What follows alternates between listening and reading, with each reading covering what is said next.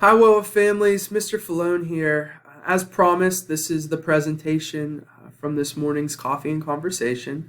I just want to thank all the families that were able to attend. If you were not able to attend, that's okay. The same information I'm sharing here was shared this morning. The scheduled presentation. So I'll talk about WOA development, how it came to be, philosophy of teaching and learning, layout of a typical day, some teacher and student expectations, common questions, and then just a recap. So the creation of WOA, the Westmoreland Online Academy. Our superintendents across a few local districts, Hempfield, Franklin, and Norwin, gathered this summer, and they said we need to be better. We need to figure out how to meet the needs of our learners and align our online program with similar experiences that students would have in the brick and mortar setting. So they landed on the Pearson product, and the Pearson product, embedded in it is several different curriculum pieces, much like we use in the brick and mortar. And on top of that, it provides an asynchronous learning forum. So that asynchronous learning piece has been interesting addition to the way we are providing instruction. So we'll have a chance to talk about that a little bit later. But since they landed on this Pearson product, from their WOA leadership, and that's central administration members from all three districts, planned for some pacing, some resources, for some staffing, for curriculum, and just kind of how we want to set up the day. From there, students from several districts began to enroll K-5 into online interest and courses in their home district. From there, those students were enrolled into our WOA program, and teachers were assigned to grade levels. Each district provides 2 teachers. So we have 2 Norwin, 2 Franklin, and 2 Hempfield teachers from each district, and our itinerants are provided by the Hempfield School District. Philosophy of WOA. So WOA is a partnership. Each district has a lot to offer. Each district has strengths and areas that they have been able to focus on compared to the other one. So we're trying to merge those pieces together, make sure we're taking the best from all worlds. Live instruction and timely feedback is really important to us. So making sure that there is a teacher there, making sure that the instruction is occurring on a daily basis, feedback is effective, it's reasonable, it's timely, it's responsive. All of those things were not available last year, and if they were, they might have been available in a limited amount. Because you have the chance to meet with your teacher on a daily basis, and your teacher has a chance to get to know you and develop with you and get used to how you operate, we believe that's more beneficial than maybe completing asynchronous work or having several teachers across a school year where there's so much potential for change. So live instruction from a teacher and timely feedback is one of our key philosophies. So curriculum aligned to state standards, that's an absolute need in our program, making sure that what we are teaching is aligned to what's being taught in the classroom, what's being taught at the, or the expectation at the state level. If students do transition back to brick and mortar, we want to make sure that the information we provided, the content, that there aren't any gaps and that they feel comfortable transitioning back into the classroom. And the last thing is engagement with learners across Westmoreland County. This engagement piece might have been missing for some families last year. That was one major reason why we wanted to make sure that students had a chance to receive this synchronous instruction where they are learning with a group of students their own age from their own grade.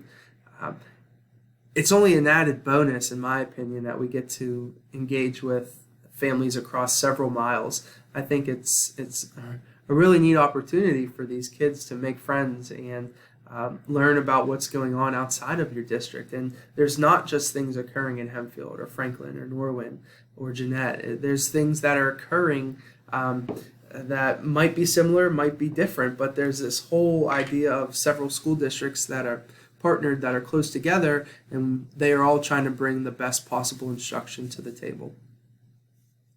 A typical day. So a typical day is going to look a little different for each grade level. Now, certainly a kindergarten student's day looks a little bit different than a fifth grade student. But morning login, morning message, ER, calendar review, daily expectations, those are things that you'll become accustomed to in the morning as students are logging in.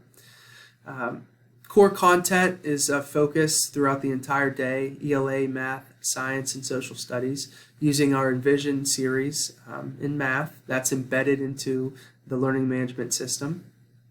Wonders McGraw-Hill is also a material and a resource that we use for reading and science in some of what we do. So ELA and math, absolute focus. I know sometimes if you have more to cover in one of those core subjects, maybe science or social studies, we'll lose a little bit of instruction time that day, but we've told our teachers to be flexible in science and social studies a little bit, but make sure ELA and math are taken care of, and the core content and the skills are being taught, being implemented, so that we can move on to the next level, the next step.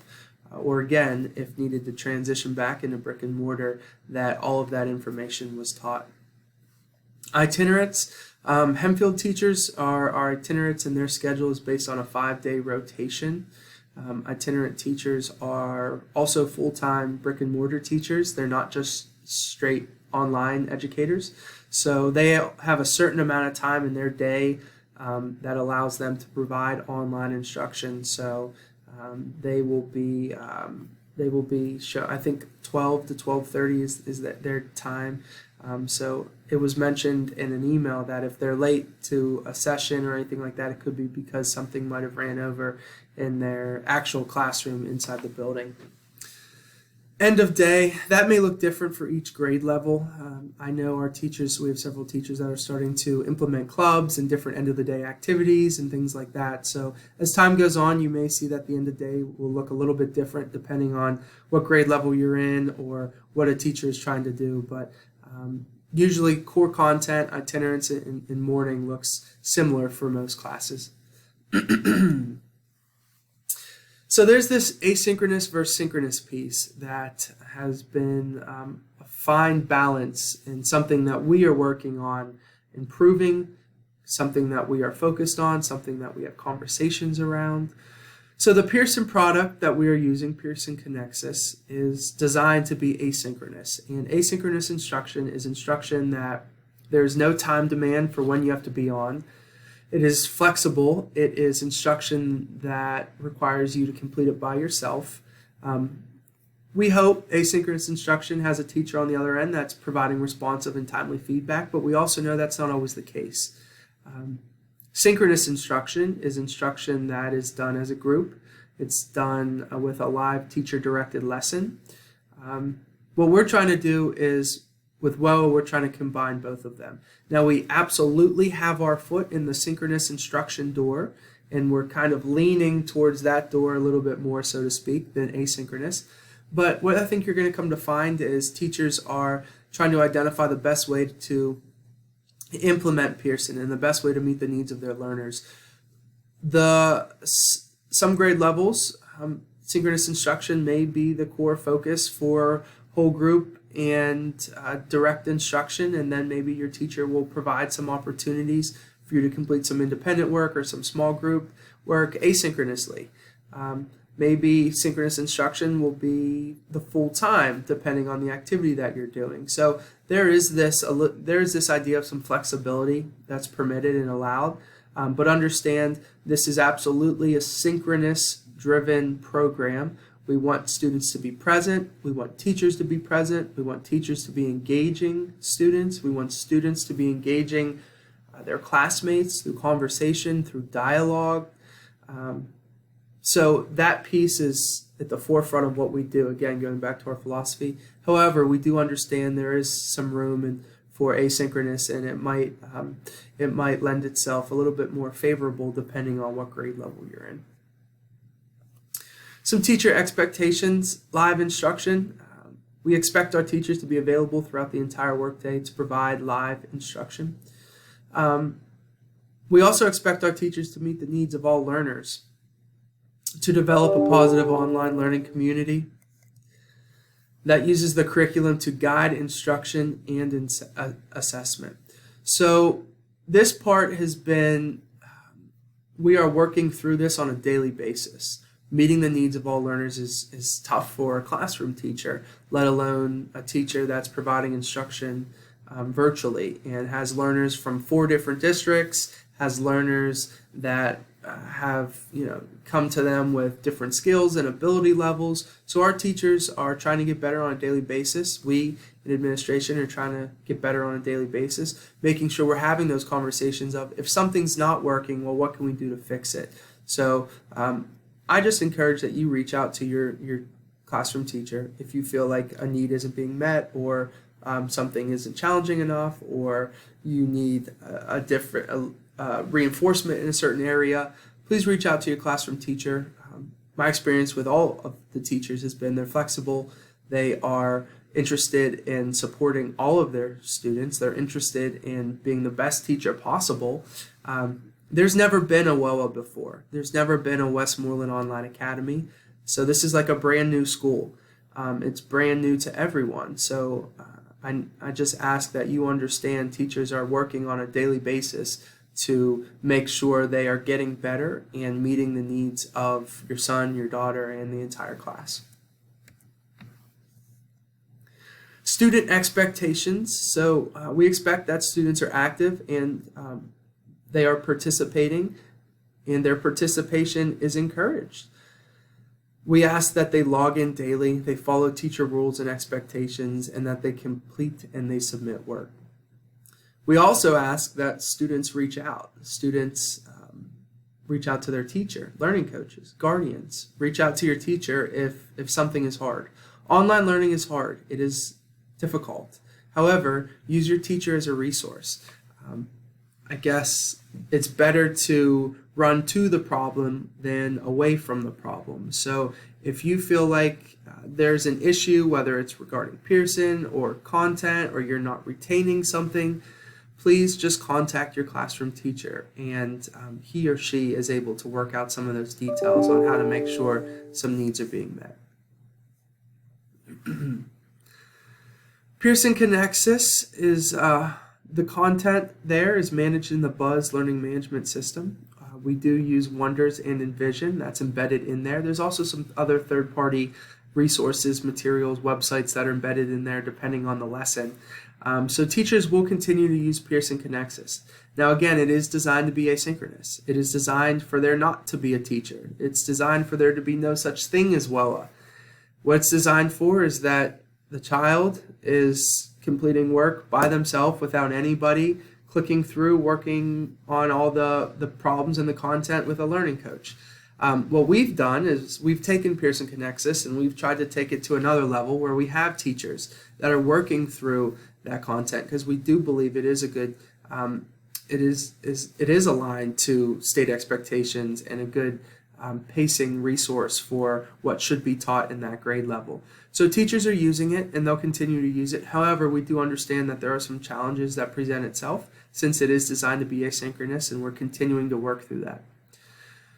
Another way teachers will provide instruction is through self-made content or outside resources. We have several teachers that use supplemental resources to help engage learners, to help our young students enter into the lesson, make sure that they are comfortable with the way the information is being provided and they can consume it in a fashion where it feels similar to how they would in the classroom. Because I know Pearson Connexus, it's a Buzz learning management system, is not incredibly familiar to a lot of families, and it might not be something that you've liked to this point or something that you have much experience with, but please understand our teachers are aware of that, and they're trying to find a good balance of both, of using it but also getting a sense of using some resources that would be similar to in the classroom. Gradable content. So combination of Pearson and other in-class activities and projects is something that will be graded and will be available for your review on Pearson. Each teacher is been asked to use Pearson, but also use some other outside resources just so we have a balance of what is being graded. So a couple key questions that have come up to this point. Where are the Pearson materials? As I mentioned earlier, I wish I could sit here and tell you that the materials are in your mailbox, but unfortunately they are not. I've had several conversations with Pearson asking, requesting, pleading for materials or anything they can do in the interim so that we can get those items in your hands, or PDFs or electric copies of anything. It has not been a request that has been okayed. I am in the process now of trying to find what materials we are using in Pearson, in Vision, and in Wonders, and see if we have some of those materials in-house across several districts. I did have a conversation with my disappointment in Pearson, with Pearson, my contact point, and with my superintendent, Dr. Taylor, as well. And Dr. Taylor and I had a discussion really 2 days ago about this. The message from my point of contact at Pearson was there are shipping delays and there are back orders, and things just haven't been pushed out yet, and there's no way to expedite this based on what I'm being told. So we are trying to look into some alternate ways to still get materials to you. They might not be the exact ones or all of them, but at least something so that your son and daughter can be successful. I know teachers are aware of this. We've communicated to them and where Pearson's at with shipping and mailing the materials. Teachers are hopefully providing ways still for you to access content and just be present and available for the lesson. But I understand there's no replicating the materials that were supposed to be here. So we'll continue to request, and I will be a fly on their shoulder, annoying, so to speak, to try to get it pushed and expedited. I know some families are starting to receive more and more materials, which is great. Just kindergarten, I think, is in good shape for all their materials, I believe.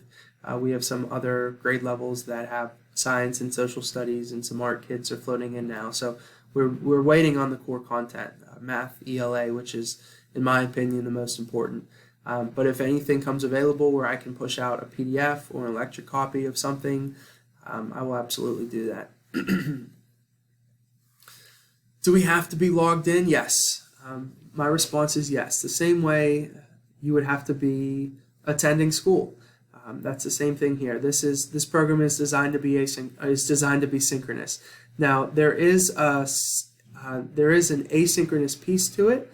However, we're trying not to use that as much as we would be using the synchronous model. So our teachers on a daily basis are taking attendance and are recording students that are present and not present. So please continue to be logged in and be available, be active, participating in class. Now I understand if you have to miss here or there, or for an hour or two, or you have to get logged off because something isn't going well and you're just going to complete the work by yourself asynchronously.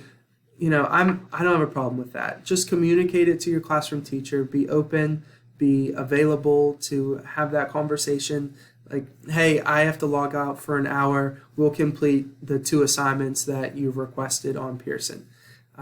That's fine with me. So there is a little bit of flexibility with that online learning, which you might be familiar with in years past to the asynchronous model. But yes, we do want you to be logged in on a daily basis participating. Will we have parties, more social interaction opportunity? Yes, we will.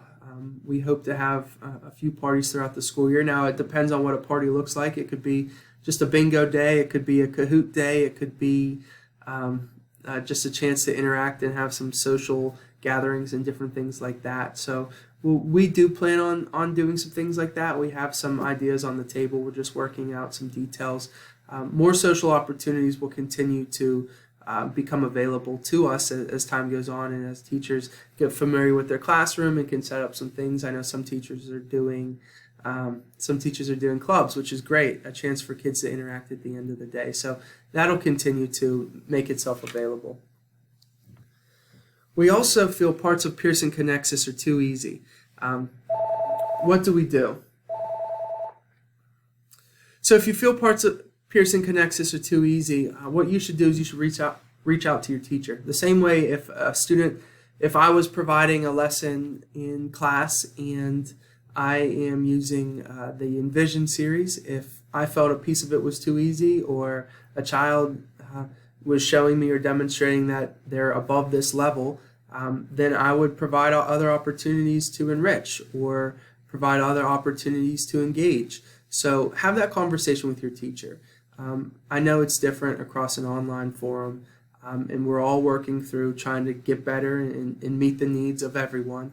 But if there's a piece of Pearson that you feel like is too easy, please reach out to your classroom teacher, and we can look at some ways to enrich and just provide that meaningful instruction.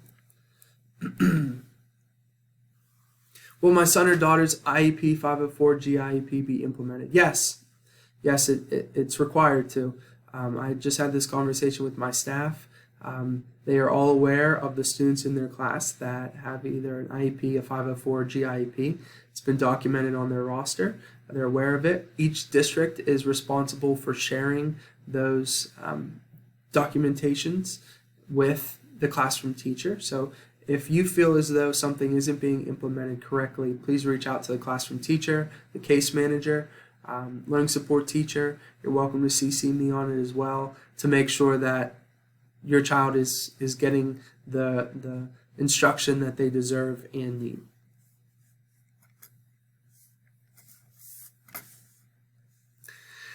Yes, is attendance taken daily? It is. We have our teachers mark either if a student is present or if a student is absent. If they are absent, it's either excused or unexcused. It's excused if an email or a note was sent to the teacher. In this case, it would be an email. It's unexcused if nothing was mentioned and you don't show up for the entire day. So what happens if a student comes for the entire day but has to miss the back half of science or the last 35 minutes of math? That's okay. They still are considered to be present and attending. There's a fly. So yes, they are considered to be present if they're there for the overwhelming majority of the day and they have access to the content. How do grades work? Teachers will grade throughout the entire term using Pearson, using some other outside resources, things like that. They'll continue to enter in the grades on Pearson, and a transcript report card will be created, downloaded, and from there it will be shared with each home district into their Skyward system, and those grades will be communicated that way. So as of right now, all grades are in Pearson, but once term 1 or quarter 1 is over, those grades will be transferred to home district grade books. It seems like a new student is added weekly to my son or daughter's class. Is there a cap? This summer, when WOA was decided, there was a cap, and it was based on an appropriate amount that we felt for each grade level. Since the mask mandate, and a few weeks ago, we've had an influx of students, K-5 and really K-12, into our online program. So there is not a cap right now. However, we still think class sizes are pretty reasonable, especially in our younger grades. Now, in our upper grades, 5th grade is getting there. If we feel as though it continues to have enrollment numbers, we will look into an additional teacher or staff member or something of that nature to help support. Now, grades 3 and 4, we still feel like those numbers are appropriate and acceptable and in alignment with what would occur in a brick and mortar. Pearson Help. This slide is just information on emails, phones, websites if you need it. This is a live link you're welcome to download. I know people have had some issues with Pearson, so I would just encourage you to reach out to them via email or phone, and you can identify a way to resolve the situation that way. I also would encourage you to reach out to your classroom teacher, who is, again, each day becoming more and more versed on Pearson and ways to support. So Spirit Week. Spirit Week is coming up for us, and the week of October 4th through the 8th. More information to come from your teacher. So next week, your teacher will be able to share this information on Spirit Week, but we're excited about this. It's just a chance for the kids to interact, collaborate, feel a sense of team and community, and laugh and share their crazy hair and their favorite team colors, and just a chance for kids to experience what is happening in our brick and mortar setup. So we're excited about this, and I know teachers have some things planned in terms of receiving pictures and posting them and all kinds of fun stuff like that. My final slide, distance learning. Learning from home is hard. It is something that's foreign for a lot of students. I wouldn't say doing it for half a year or a year, is enough to be very good at it. We have adults that complete master's degrees. We have, seniors in high school that are completing all of their online work, and it's hard for everyone. Anyone that does it, it's a change. So I'm just asking that you continue to be transparent and open with your classroom teacher. If you have any needs or any requests or something is not going well, we need to know that. We need to try and fix it. We want to help you. We want to be there to make sure that your needs are being met. We want to be there to make sure that this is a positive experience for you, not a negative one. And ultimately, we want to make sure whenever it comes time for you, if you would like to transfer back to brick and mortar, that all the skills are developed and there are no gaps, and we were able to provide appropriate instruction whenever you did transition back to your home building. Teacher email addresses, I just posted them here, and for whatever set of reason, in case you didn't have it available to you, here are all teacher email addresses. So this is just questions. We live in a world where questions create. We had a chance to discuss a few things, some centered around Pearson items. Again, that is something I'm working on. I'm keeping everyone involved in the loop. I've communicated my displeasure and frustration with Pearson. There are some things that I think are inexcusable. This is one of them. So we are trying to figure out how to still find some materials looking on Pearson, looking on what's embedded into the content, if we have some of those items in-house, and we can push those out to teachers to get to you. So another question that came up this morning was centered around access to teachers from different districts are trying to access their students, and their students are scattered around from district to district, and there's some restrictions in place. I just want you to know that I've contacted the central administration for all of the districts and have asked that their technology department look into this issue to make sure there are no restrictions in place. For instance, we want a Hempfield teacher to be able to email a Norwin student. We want a Franklin Regional student to be able to email their teacher if it's a Norwin teacher. There should not be any restrictions in place, so we're working on that.